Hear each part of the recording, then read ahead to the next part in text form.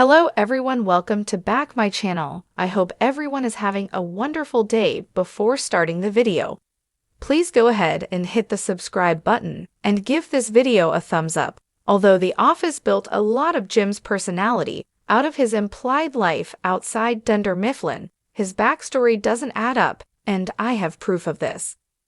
The Office's cast of characters were funny, but they weren't the most honest sitcom ensemble of all time.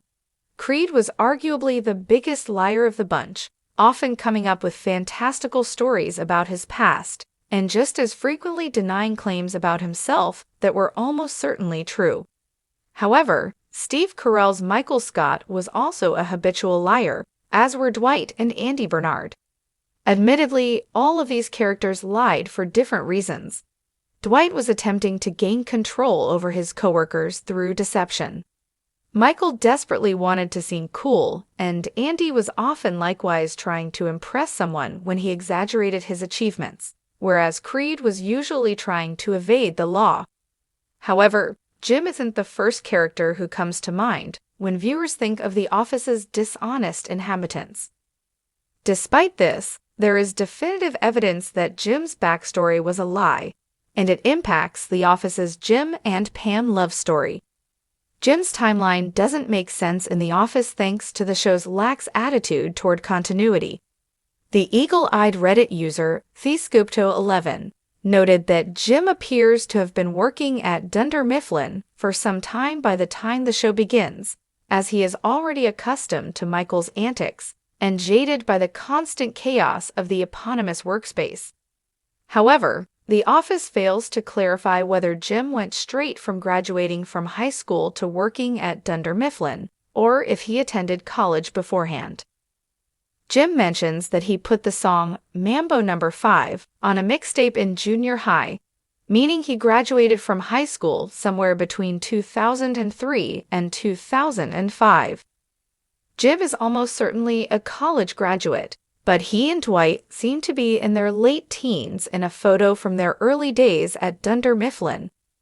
Meanwhile, the question of whether Jim joined the company before or after Pam complicates things further.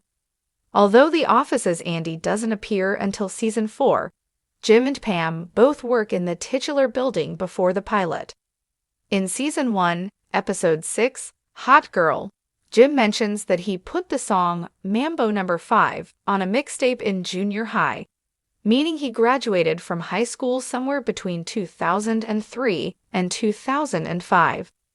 Since Jim looks like a late teen in his photo with Dwight, viewers can reasonably assume Jim started working at Dunder Mifflin straight out of high school.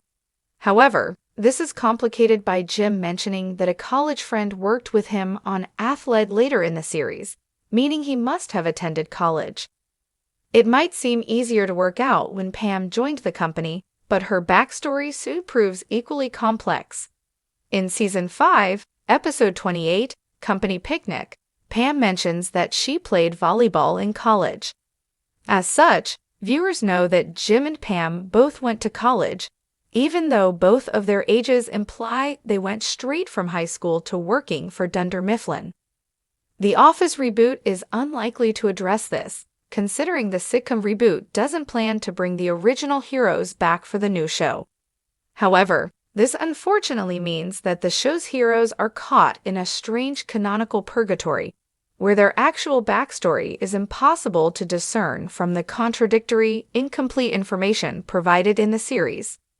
The real reason that Jim's story doesn't add up is that The Office didn't plan his story out before the series began.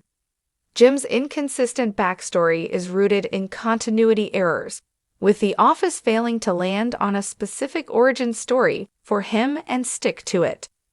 Depending on the episode, the joke, and the storyline, Jim might have attended junior high in 1999 to facilitate a reference to a pop song, or attended college before working at Dunder Mifflin to explain where his new business partner came from.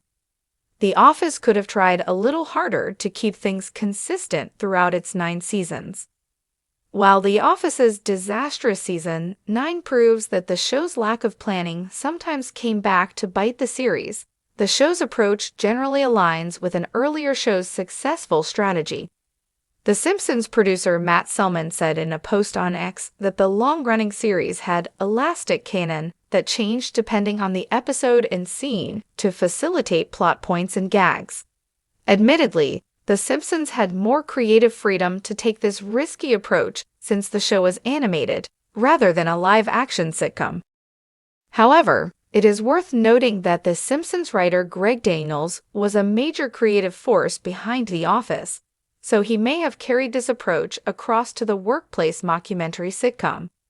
Daniels wrote iconic episodes of The Simpsons like Bart Sells His Soul, so he knew better than anyone else that a sitcom didn't necessarily need entirely coherent canon to be emotionally affecting.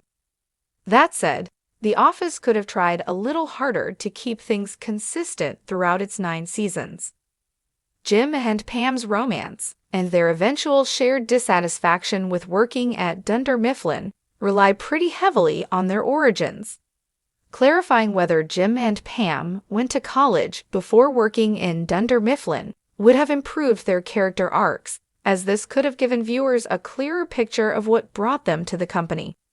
If Jim was working at Dunder Mifflin because he had just finished college and wanted a low-effort, low-stakes job to occupy his time, this would have been a very different motivation from him working there straight out of school and hoping to eventually attend college.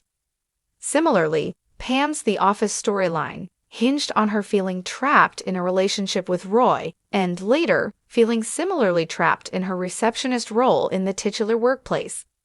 If viewers knew when she attended college and why she chose to work at Dunder Mifflin afterward, it might have been easier to see how she ended up feeling trapped by her life circumstances. Both Jim and Pam's backstories could have informed their character choices, making the show's character writing stronger. Sadly, The Office's inconsistent canon made this impossible as the sitcom failed to clarify the origins of its main characters.